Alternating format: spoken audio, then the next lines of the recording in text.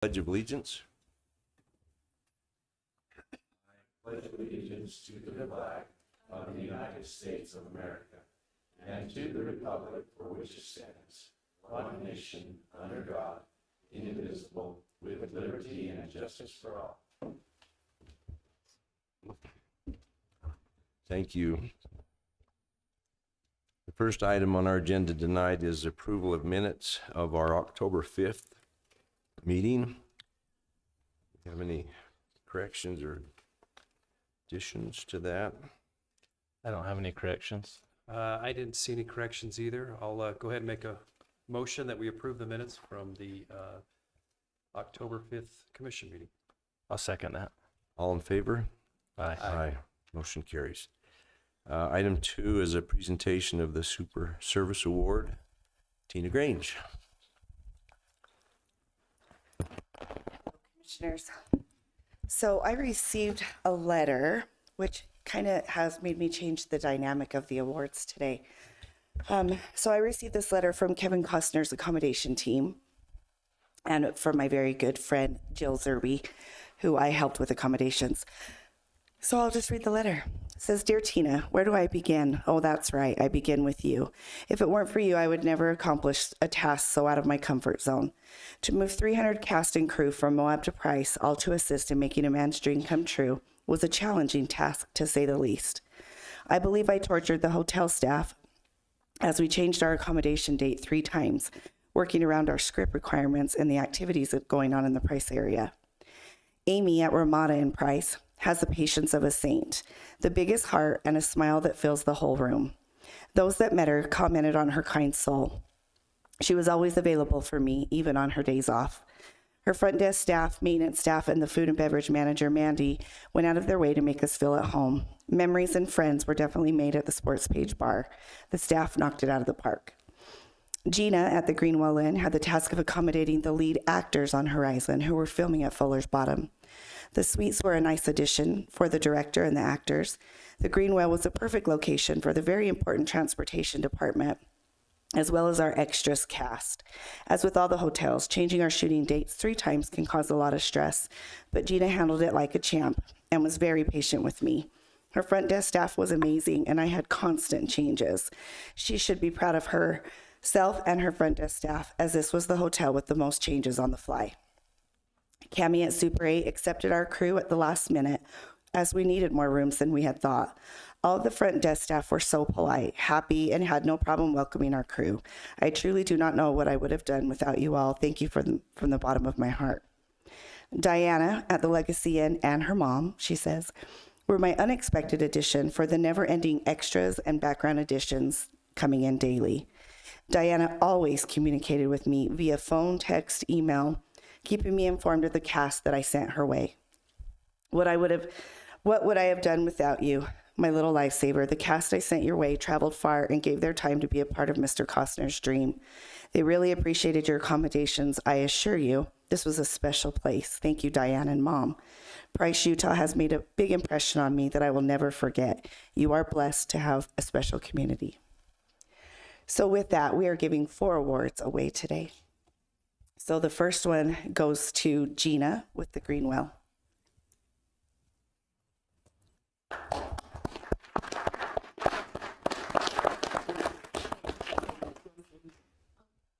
Okay. The second one goes to Diana, like at the end. She didn't make it. It's their check-in time, so you know they work the hotel themselves. This one goes to Amy with the Ramada.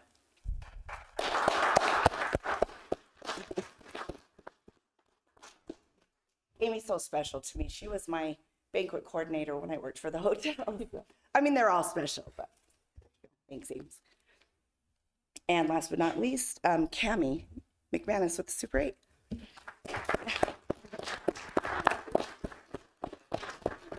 Anything?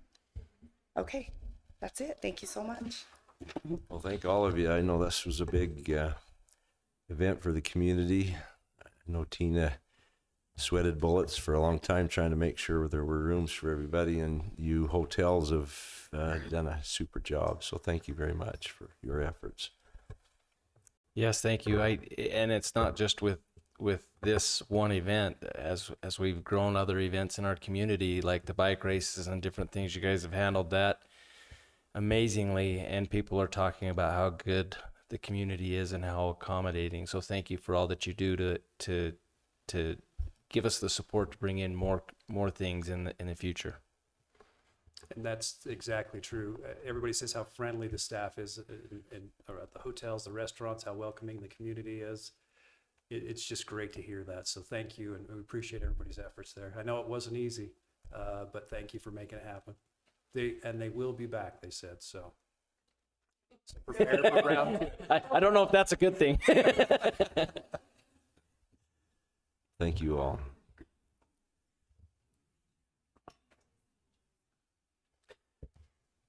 Item 3 is to open sealed bids for Carbon County Bear Fire Emergency Watershed Project, the Upper Crandall Canyon portion.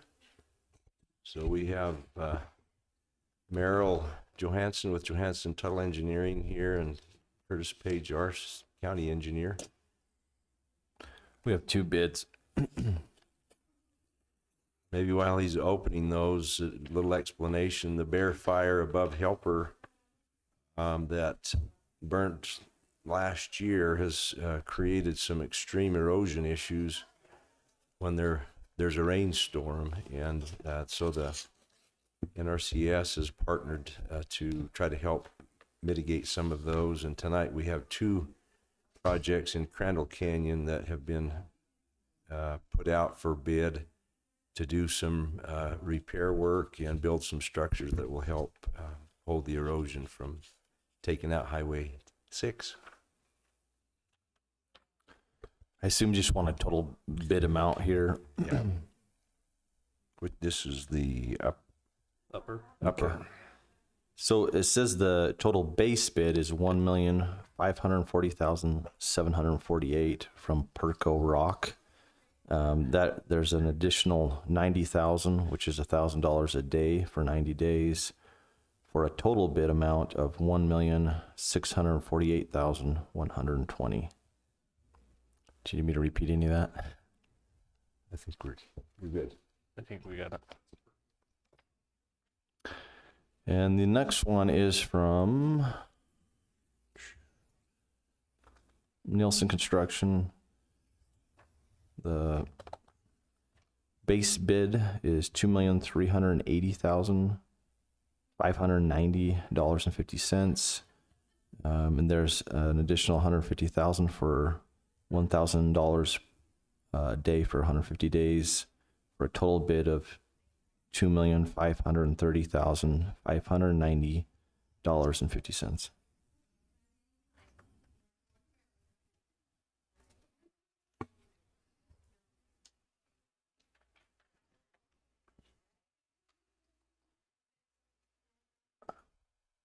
So Just those 2. Yes. Okay. Just do. Any questions or discussion? I don't have any. If there's none, I'll go ahead and make a motion that we accept the bids from Perco and Nelson Construction, and let Curtis, Commissioner engineer. Jensen, and Johansson and Tuttle review and advise who they want to award the bid to. I'll second that motion. All in favor? Aye. Aye. Motion carries. Item 4 is open sealed bids for the Carbon County Bear Fire Emergency Watershed Project, the lower Crandall Canyon portion. There's also 2 bids on this.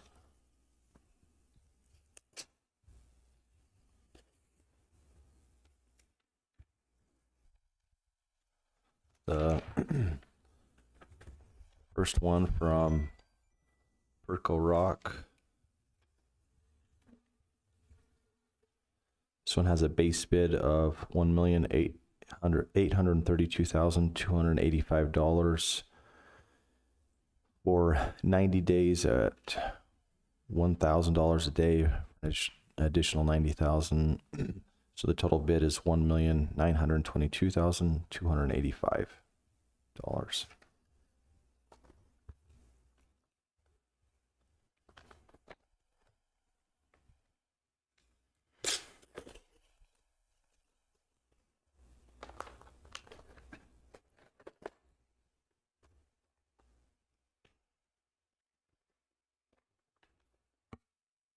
And this one from Nelson Construction.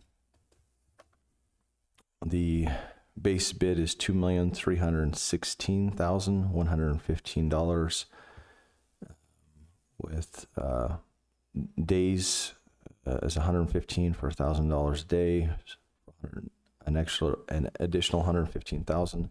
Total bid is $2,431,115.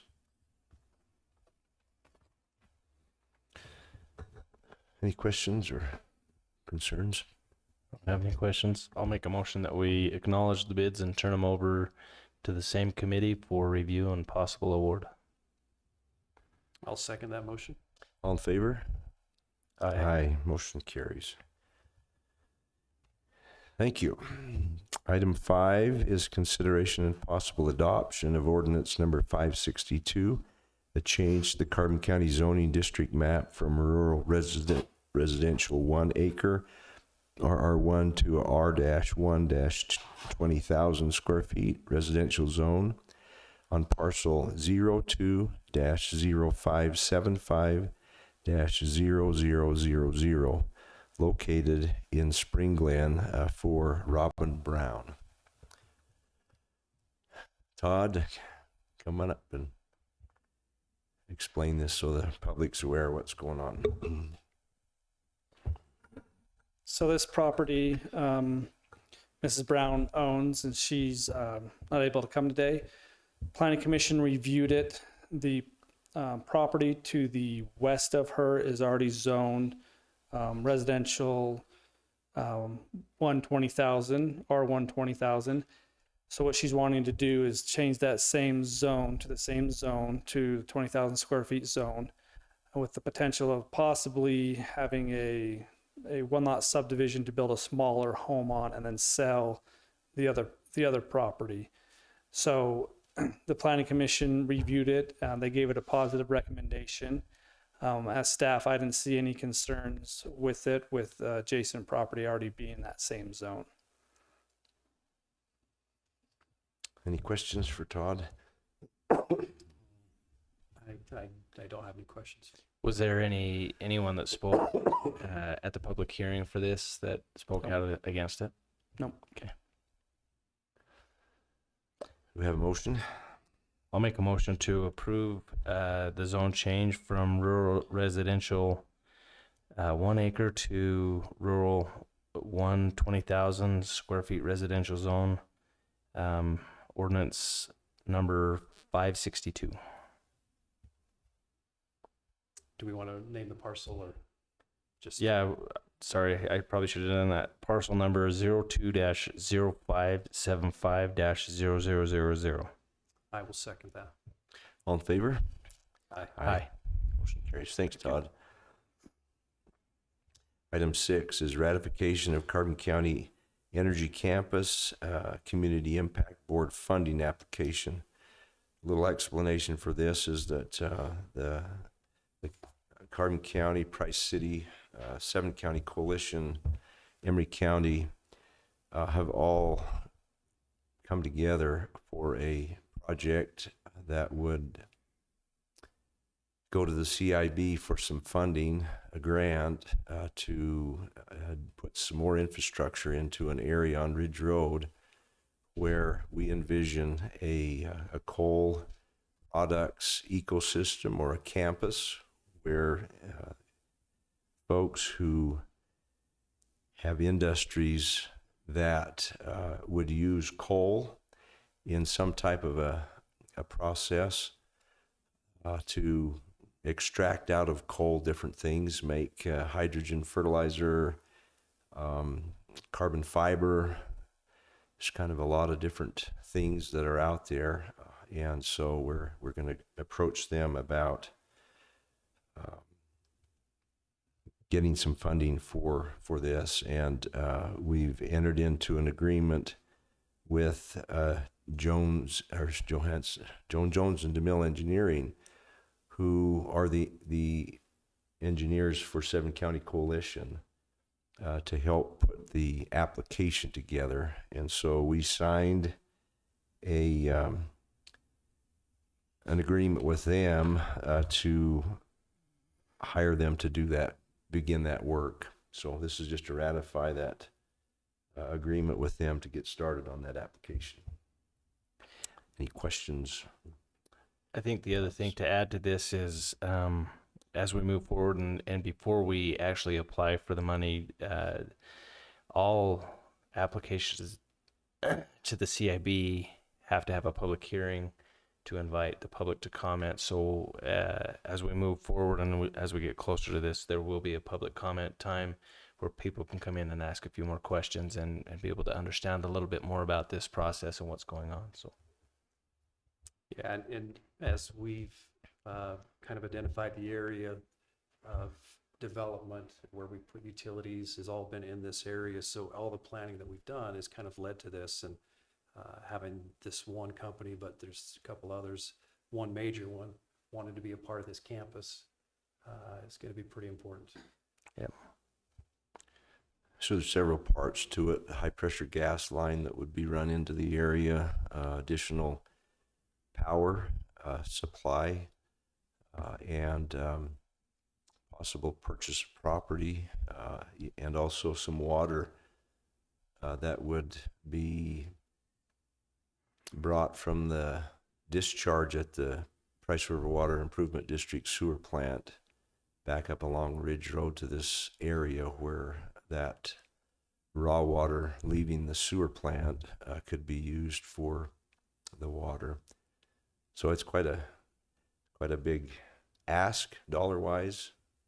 We don't know whether the CIB would give us the money to do it, but we are anxious to try to find something for the coal to be used for other than just burned in the power plants. So this hopefully is something that would benefit the community for a long time. We have a motion to ratify that. I'll go ahead and make a motion that we ratify the Carbon County Energy Campus CIB Community Impact Board funding application. I'll second that. All in favor? Aye. Aye. Motion carries. Item 7, consideration and possible approval of a Carbon County credit card for Ed Chavez for the animal shelter. I'll make a motion that we approve a credit card application for Ed Chavez for the animal shelter. And I will second. All in favor? Aye. Aye. Motion carries.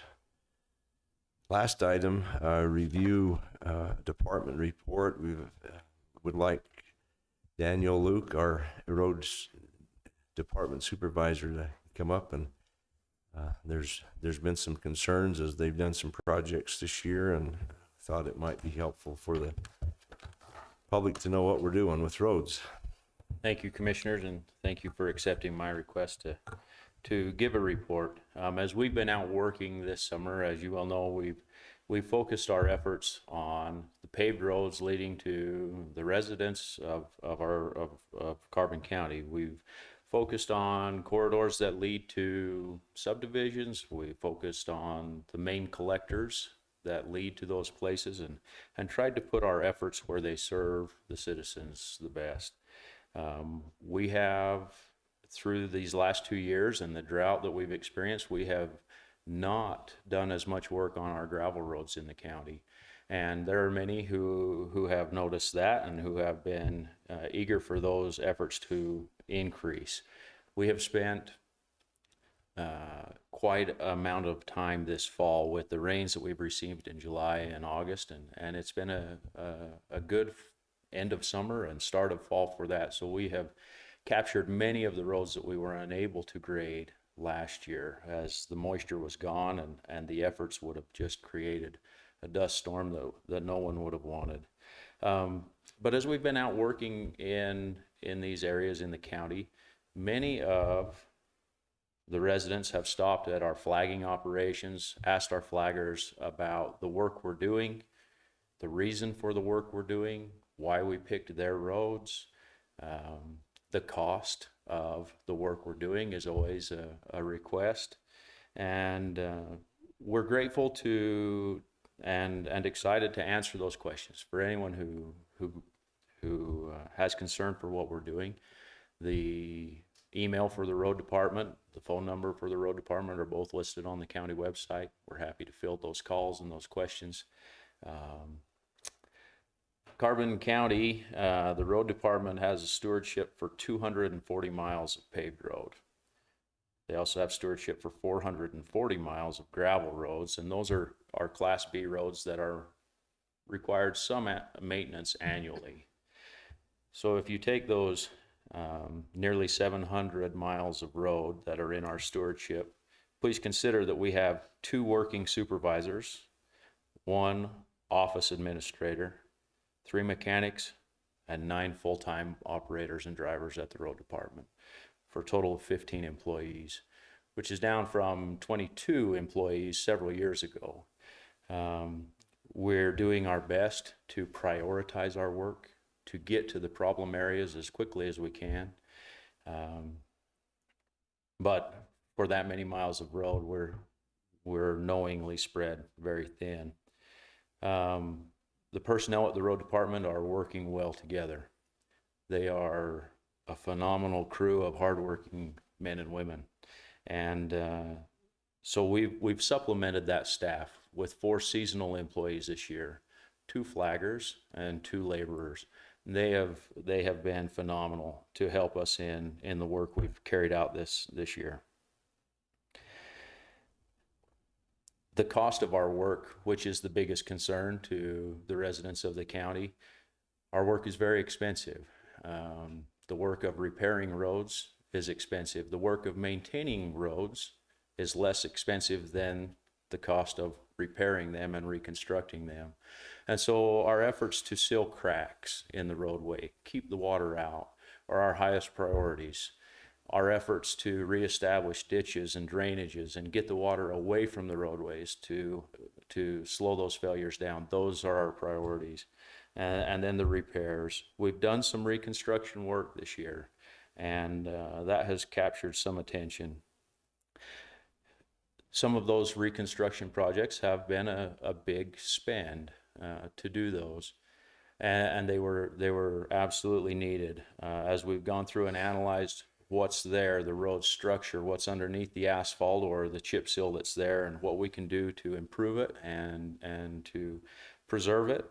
Some of those steps were to reclaim those roadways, to pulverize the asphalt into the road base and regrade and pave over those sections. But all in all, I think it's important that the residents of our county understand that the road department's annual budget approved for 2022 is $3.3 million. It is $2.2 million less than what was approved for the 2018 year. We're stretching that as far as we can. Our crews are still preparing for asphalt today. We'll be out again on Thursday. We'll be out again on Monday. We'll be starting to do patchwork on Monday and paving on Tuesday. And we'll have 10 days or so of paving. We've got cool temperatures, but we've maximized our time and the work on paved roadways for the season that's available for doing that. So when we get this paving done, we'll transition from the paving efforts back to crack seal efforts and with the seasonal rotation of the work at the road department. We have gone to great lengths to coordinate and schedule the work of the road department to ensure that it's planned out properly and well in advance, so there are no hiccups and no returning to the shop for this part or that part. We're mindful of the fuel we're spending, which has been one of our biggest expenditures this year, with months with fuel at $6 a gallon. And so we just want to reiterate and help the public understand that we're eager to answer their questions about the work we're doing. We're willing to accept those questions on the grade as we're doing the work. We're also excited to accept them over the phone or in email. Each quarter, the road department provides you commissioners with a written formal report for the work that we've done. If anyone has concern for where we've been or what we've been doing or why we've been doing it, those reports as formal documents could be made available to anyone who would have interest in understanding what we're doing. For those who have concerns about where we're going next, the county years ago established a rotation of road repairs. We're trying to optimize that rotation and maintain it so that the deterioration of the roadways is taken into account with the work that we do. But there are failures that happen with flooding and other things that pull our attention to those immediate needs. And so we can answer questions about where we're going and what we're going to do as well. Over the course of these last 2 years, we've experienced dramatic increase in the cost of the materials that we use. When the road department requested their budget for this year, there was a request for $400,000 additional dollars for materials, which we did not receive. And we understand that as you three, Seth, and others are tasked with balancing the county budget, we respect and understand that decision. The reason for that $400,000 request for materials, that increase of $400,000, our asphalt prices have gone up 28% in the last 2 years. Our chipping oil prices have gone up 32% in the last 2 years. Our crack seal products have gone up 21%, and our paint striping has gone up 36%. On industry average, if you were to contact any construction outfit that does the same type of work that we do, they would echo the same. UDOT reports the same cost increase over the last 2 years for all oil products as an average, that 30%. So we're hopeful that there can be more available to us, but we commit to taking whatever we do receive and continuing the good work we're doing, making quality repairs wherever we go, and not putting Band-Aids on where we can avoid it. At times it's required. Stop the failure and then consult engineers, get the help we need to make a permanent repair, and at times we have to do that, but we're making that the exception. So for the citizens of Carbon County, if there are concerns for the work we're doing, we're going to be in your neighborhoods. We're going to be delaying your travels. We apologize, but we have work to do and we're eager to do it. We're wanting to do a good job for you, but more than that, we take great pride in the work we do, and when we do it well, we're grateful for the support we receive from our county engineer, the local engineering firms who assist us in our planning and in our project documents, project planning. And so thank you for your support. We've echoed that gratitude in those reports we send to you quarterly, but thank you for supporting us in the work we do. Thank you, Daniel. Any questions for Daniel? Just a quick comment, if I could. You take care of the county roads and not the city roads. I know I've fielded a few calls and complaints about roads in the cities. However, that's not at your charge, so to speak. Correct. Any resident in Carbon County who wishes to see which roads we have jurisdiction for can go to the GIS website and look at the maps that are there.